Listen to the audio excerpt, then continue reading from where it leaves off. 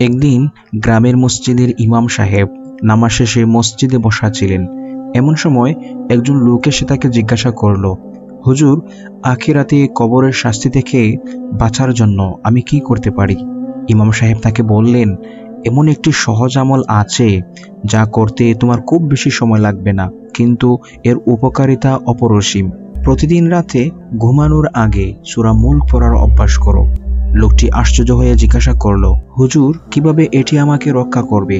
তখন ইমাম সাহেব বললেন, রাসূল সাল্লাল্লাহু আলাইহি সাল্লাম বলেছেন, কোরআনের একটি সূরা আছে যার 30টি আয়াত রয়েছে। সেই সূরাটি তার পাঠককে কবরের শাস্তি থেকে রক্ষা করবে এবং আখিরাতে সুপারিশ করবে। এই সূরাটি হলো সূরাতুল মুলক।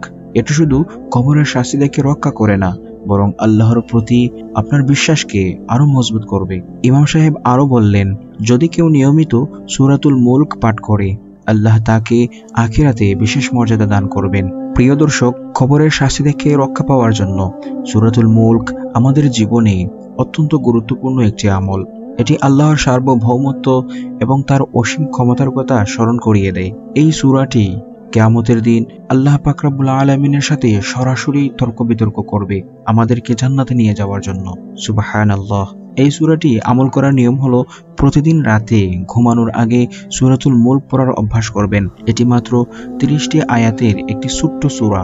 সূরাটি মুখস্থ না থাকলে কোরআন দেখে দেখে পড়তে পারেন অথবা মোবাইলে শুনতে পারেন। অর্থ জানার চেষ্টা করবেন যাতে আল্লাহর প্রতি আপনার ভালোবাসা এবং ভয় আরো বাড়ে। পরিবার এবং বন্ধুদেরকে এই ছোট্ট আমলটি করার জন্য উৎসাহিত করবেন। প্রিয় দর্শক, আল্লাহ তাআলা আমাদের সবাইকে সূরাতুল মুলক তিলাওয়াত করার তৌফিক দান করুন। আমরা যেন আখিরাতে জান্নাতের পথ তৈরি করতে পারি, সেই তৌফিক দান করুন। আমিন। সবাই ভালো থাকুন, সুস্থ থাকুন। আসসালামু আলাইকুম।